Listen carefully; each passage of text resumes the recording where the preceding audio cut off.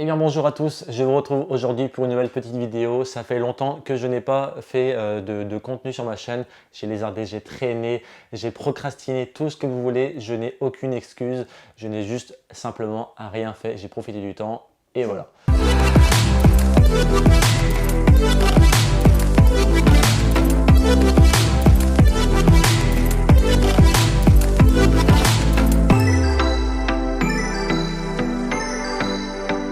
Mais je vous reviens aujourd'hui avec une petite vidéo consacrée à l'achat d'un nouvel équipement que j'ai fait il y a ça de quelques semaines. Il s'agit de mon nouvel iPad Pro 2021 avec la puce M1, donc l'iPad Pro 11 pouces. Je voulais faire une vidéo là-dessus parce que j'ai pas vraiment trouvé de vidéo en français consacrée à l'utilisation par rapport à la photographie. Quand je parle de photographie, c'est pas la photographie avec l'iPad, mais la photographie avec un appareil photo, tout ce qu'il y a de plus standard. Et je voulais un peu vous montrer comment ça se passe, le processus de l'importation à l'exportation en passant par le développement bien entendu. N'hésitez pas aussi à vous abonner, il y aura de nouveaux contenus qui vont arriver très bientôt sur la chaîne. J'ai de nouvelles idées, des nouvelles explorations, des nouvelles aventures aussi qui vont arriver très bientôt. J'ai bien de vous montrer ça et j'ai hâte aussi de reprendre sérieusement la vidéo. Alors tout d'abord, je vais vous dire pourquoi j'ai voulu m'acheter un iPad. En fait, la principale raison pour laquelle j'ai voulu m'en procurer un, c'est parce que je bouge pas mal. Quand je dis que je bouge pas mal, c'est pas aller en ville, c'est plutôt faire des voyages. J'ai fait pas mal de road trips, notamment sur ma chaîne, j'en ai pas mal filmé. Je fais aussi beaucoup de photos quand je pars en voyage et ça nécessite d'amener de l'équipement. J'aime ça, pouvoir au jour le jour voir mes photos et puis pouvoir les travailler, au moins les mettre sur mon disque dur, vider ma carte SD, les mettre sur un disque dur.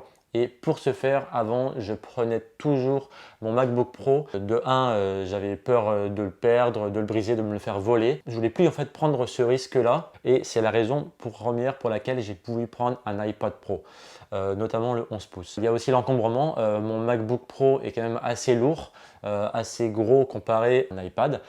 Donc évidemment, pour des raisons d'encombrement, pour des raisons de place, pour des raisons de poids, étant donné que je fais beaucoup de voyages en moto en fait, donc j'ai un sac où je mets mes affaires de tous les jours et mon sac à dos qui est rempli entre mon appareil photo, mon drone, mon MacBook. Ça prenait beaucoup de place, c'était assez lourd et c'était assez pénalisant au niveau du confort en roulant. Donc ça c'était assez contraignant et c'est pour ça que je voulais me procurer un iPad pour ne plus avoir à trimballer mon MacBook Pro. Alors à titre de comparaison, voici mon MacBook Pro. Il s'agit d'un MacBook Pro 15 pouces de 2013 que j'ai acheté en 2015, remis à neuf, donc reconditionné. Il va très bien, pour vrai, j'ai aucun problème avec ça. Le seul problème, comme je l'ai dit, c'est l'encombrement. Il est très lourd et c'est sûr que comparé avec mon iPad à côté, il n'y a pas photo au niveau du poids, tant au niveau de la taille. Rien que pour ça, je suis vraiment satisfait d'avoir ça. Même si j'ai pas encore voyagé, je le sais que dans mon dos, de ne plus avoir ce MacBook Pro, ça va me permettre d'économiser en énergie. Alors pourquoi j'ai voulu acheter aussi cet iPad Pro? Je voulais quelque chose qui soit assez performant pour pouvoir en fait transférer mes vidéos et mes photos de ma carte SD vers un disque dur externe. La seule façon par rapport à ça, ça avait été d'avoir un iPad Pro avec une prise USB-C pour pouvoir brancher un disque dur à l'externe. Et aussi quand je suis en voyage, j'aime ça de temps en temps pouvoir voir mes photos, pouvoir les retoucher, pouvoir faire aussi un tri. Alors avant de passer au processus par rapport au développement, à l'import, au transfert de données et au développement sur Lightroom, il y a deux accessoires qui selon moi sont vraiment indispensables si on veut utiliser pleinement l'iPad Pro et pouvoir jongler avec ses photos, pouvoir bien travailler correctement. Alors l'accessoire numéro 1 qui est absolument indispensable, c'est évidemment un petit hub. Donc avec ce petit hub, on va pouvoir le plugger sur la prise USB-C et brancher après sur ce hub le disque dur externe et la carte SD ou micro SD. Alors il est à noter aussi que il y a une prise USB-C en plus sur le hub, donc on peut soit recharger notre iPad en travaillant, mais aussi on peut aussi brancher un disque dur avec une prise USB-C. Moi j'ai un disque dur avec une prise USB standard. Donc c'est sûr qu'au niveau des délais de transfert, on va être un peu plus lent que sur un disque dur avec un USB-C. Le second objet qui selon moi est indispensable, c'est un stylet. Alors évidemment, on retrouve chez Apple les Apple Pencil. J'ai pris un stylet qu'on trouve aussi sur Amazon, ça m'a coûté environ 30 $. Il marche très bien par rapport à ce que je veux faire, c'est tout à fait correct. Il est même aussi magnétique, donc on peut le mettre en haut. La seule différence qu'il y a, qui peut être un peu contraignante, c'est que la recharge se fait uniquement par USB-C en branchant sur le stylet. Alors avec l'Apple Pencil, on le met en magnétique et il se recharge tout seul. Maintenant que j'ai pas mal introduit le produit, on va commencer à travailler sur la tablette. Donc dans un premier temps, je vais commencer par transférer mes photos que j'ai prises avec mon appareil depuis ma carte SD vers mon disque dur externe. Donc nous voici devant l'iPad. Dans un premier temps, on va aller dans l'application Fichier. On va brancher dans un premier temps notre disque dur. Donc voilà, il apparaît ici. Et là dedans, j'ai mes photos, j'ai mes vidéos. Donc voilà. Donc suite à ça, je vais brancher ma carte SD qui va apparaître. On va faire un split screen. Voilà. Ici, donc, je suis dans mon disque dur. Je vais revenir à mes photos. Donc, voilà. Je reviens ici. Donc voilà, je suis dans mon document. Je vais venir chercher mon dernier. J'ai fait une sélection et là, je vais venir prendre toutes mes photos. Et voilà. Là, je vais ici. Je vais faire un nouveau. Je vais faire un nouveau dossier qui sera marqué test. Donc voilà, je vais dans test. Et donc là, je vais venir drag and drop toutes mes 56 photos. Ça prend un peu de temps, juste pour vous montrer le temps que ça peut prendre. On va faire environ le minuteur, non, le chronomètre, excusez-moi. Et donc voilà, j'ai 55 photos, on verra le temps que ça va prendre. A few moments later. Alors oui, il faut savoir que c'est assez long pour faire le transfert. Pour moi, c'est au moins 5 fois supérieur à un transfert avec mon MacBook Pro. C'est sûr que là, je suis avec un USB standard, avec sûrement aussi le hub qui n'est pas non plus le plus performant au monde. Ça vient de se finir. Donc pour 55 photos, je suis à 2 minutes 53. Voilà. Il faut le prendre en compte. Donc ici, une fois que j'ai sélectionné mes photos à gauche, je vais pouvoir les supprimer. Alors ensuite, une fois qu'on a pris nos photos dans le fichier, je vais ouvrir Lightroom. Donc je vais créer un nouvel album que je vais appeler, pareil, je vais l'appeler test. Donc, une fois que je suis dedans, je peux rajouter des photos depuis fichier. Donc voilà, disque dur, photo. Et donc là, c'est le dossier test. Je fais une sélection. Je sélectionne tout. C'est bien ce que je peux facilement tout prendre.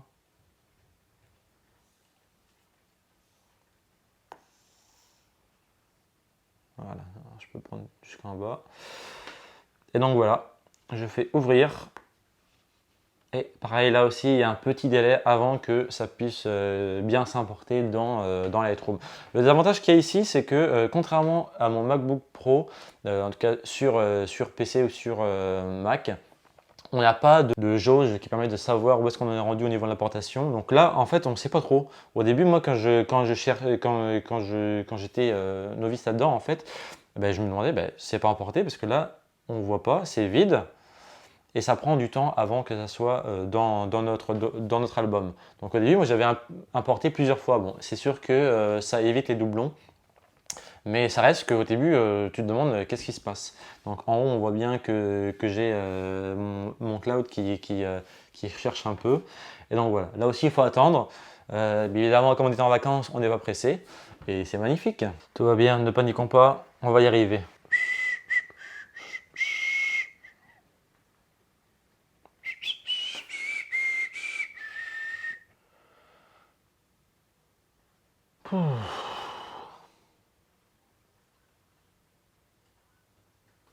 Ça y est, on y est enfin. Ça fait environ 2-3 minutes que ça a importé. Donc voilà. Là, bon, jugez pas des photos, je me suis acheté un nouveau véhicule, un vieux véhicule. Donc voilà, je me suis permis de prendre des petites photos à l'occasion de ce nouveau véhicule. Il y aura sûrement une petite vidéo aussi à ce sujet, un peu plus olé olé, un peu plus folklorique dira-t-on, un peu plus cocasse, même si c'est pas forcément cocasse. Hein. En fait, ce qui est cocasse, c'est le véhicule parce que il est pourri. Ok, alors prenons une photo au hasard. Donc voilà, une photo. On va prendre une photo avec un peu de contraste. Donc celle par exemple celle-ci où je bois une superbe Pabst, une bière de haute qualité. J'ai réussi à importer mes presets que j'avais moi-même fait dans Lightroom sur PC. Il faut aller sur Lightroom classique, il me semble, pour pouvoir les mettre dans le cloud et pouvoir que ça se synchronise avec l'application. Donc là, on a ces presets qui sont ici. Il y en a certains que j'ai fait, d'autres que j'avais déjà téléchargés. Donc je vais prendre n'importe quel en fait. Au début, c'est vraiment pour voilà. Donc j'ai celui-ci. Hop, je vais prendre celui-ci par exemple. Donc après, c'est tout ce qui est de plus standard au niveau du développement. Il y a quelques trucs qui sont différents, notamment au niveau de la courbe, tant au niveau de la lumière, au niveau des couleurs, qui est vraiment bien parce qu'elle est en plein comment dire, sur la photo. Donc ça, c'est cool. On peut bien jouer avec la courbe en elle-même. Et puis ça, je trouve ça intéressant. Puis après, on peut jouer avec les hautes lumières, donc évidemment les baisser, les monter, augmenter un peu de contraste. Bon là, je vais faire comme si j'en j'étais tout seul. Je ne vous vois pas, vous n'êtes pas avec moi. Tac. Donc là, je vais pouvoir enlever ça. Rajouter un peu de luminosité standard. Le contraste, je vais le laisser à peu près comme ça ici. Les ombres, je vais légèrement les augmenter. Je vais diminuer un peu l'autre lumière. Au niveau de la luminosité, je suis correct. Les blancs, c'est dommage parce qu'il n'y a pas la fonction, en tout cas je pense pas qu'elle y ait la fonction Alt pour pouvoir bien voir les blancs et les noirs sur la photo. Donc voilà, moi j'aime bien rajouter un petit peu de contraste en assombrissant les noirs. Ensuite la couleur, bon ben le preset me convient correctement parce qu'on voit bien un peu la couleur, moi j'aime bien un peu ce terme au niveau de la colorimétrie, c'est un peu moisi, c'est un peu désaturé. Moi j'aime beaucoup quand c'est un peu désaturé, pas trop, mais voilà. Donc évidemment ben là on est en plus 5 en saturation, mais je vais mettre voilà, autour de moins 10, je trouve que ça a de l'allure. Au niveau de la vibrance, moi je trouve que c'est correct au niveau au niveau voilà. La teinte, je vais peut-être rajouter un petit peu de mauve. Tac, au niveau de la température, je suis. Ouais. J'aime bien un peu, on est en fin de journée, donc on a une couleur un peu plus chaude, donc j'aime ça. Ensuite, ce qui est bien avec l'application, c'est que bon, ça c'est pas nouveau. Hein, en tout cas, c'est pas quelque chose qui est nouveau avec l'application. On peut venir chercher une couleur. Ça, je trouve ça vraiment intéressant. Je peux choisir au niveau de la saturation, par exemple. Ici, mon rouge, je vais pouvoir le désaturer ou je vais pouvoir le resaturer. Et donc pareil aussi au niveau de la luminance, le rouge je peux venir le mettre plus lumineux ou moins lumineux. Ça je trouve ça vraiment intéressant parce qu'on peut c'est vraiment quelque chose qui est interactif que je trouve avec la photo, on peut vraiment jouer sur la photo et je trouve ça beaucoup plus agréable. Ensuite bien sûr on a tous les effets, donc tout ce qui est texture, clarté. Tac, moi j'aime bien mettre un peu correction du voile légèrement. Et donc voilà, le vignettage, en général, en mettre un tout petit peu, ça permet de se concentrer sur le centre de la photo, mais c'est pas non plus tout. Et donc voilà, on a aussi l'aberration chromatique pour pouvoir mieux aplanir la photo.